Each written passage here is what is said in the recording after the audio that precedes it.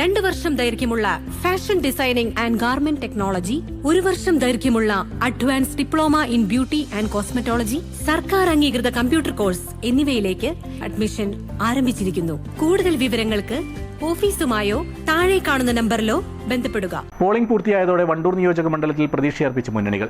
UDFിന്റെ ശക്തമായ കോട്ടയിൽ അട്ടിമറി ഉണ്ടാകുമെന്നാണ് LDF കണക്കുകൂട്ടൽ. എന്നാൽ 25,000-ന് മുകളിൽ ഭൂരിപക്ഷം നേടി തുടർച്ചയായ 6ാം തവണയും AP അനിൽകുമാർ മണ്ഡലം നിലനിർത്തുമെന്ന് UDFും പ്രതീക്ഷ പ്രകടിപ്പിക്കുന്നു. SC സംവരണ മണ്ഡലമായ വണ്ടൂർ UDFിന്റെ ഉറച്ച കോട്ടയാണ്.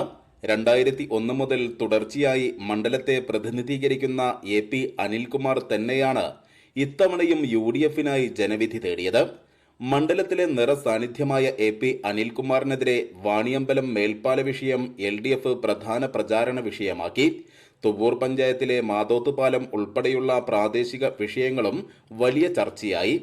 എന്നാൽ ഇതൊന്നും ഒരു തരത്തിലും തിരിച്ചടിയാകില്ലെന്നാണ് UDF കണക്കുകൂട്ടുന്നത്.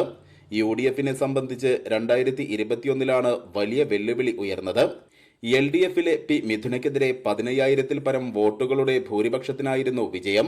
അത് ഇത്തവണ 25,000-നരികിൽ എത്താനോ മറികടക്കാനോ സാധ്യതയുണ്ടെന്നാണ് UDF വിലയിരുത്തുന്നത്.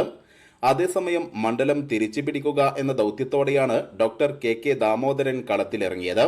25 വർഷം MLAയും ഇതിൽ 7 വർഷം മന്ത്രിയുമായിരുന്ന ഒരാൾക്ക് ഈ മണ്ഡലത്തിന് വേണ്ടി ഒന്നും ചെയ്യാൻ കഴിഞ്ഞില്ലെന്നാണ് LDF വാദം. UDFിൽ നിന്ന് തന്നെ അനിൽകുമാറിനെതിരായ വികാരം ഉണ്ടെന്നും ഇത് ദാമോദരന് അനുകൂലമായി LDF അട്ടിമറി വിജയം നേടുമെന്ന് പ്രതീക്ഷിക്കുന്നവരുമുണ്ട്. NDA ആകട്ടെ കുമാരദാസിലൂടെ വോട്ടിംഗ് ശതമാനം ഉയർത്തുമെന്നും പ്രതീക്ഷ പ്രകടിപ്പിക്കുന്നു. പൊതുവെ ഉറ്റുനോക്കുന്ന മണ്ഡലമല്ല വണ്ടൂരെങ്കിലും ട്വിസ്റ്റുകൾ ഉണ്ടാകുമോ എന്നറിയാൻ കാത്തിരിക്കുന്നവരുമുണ്ട്. News bureau, Thuvvur.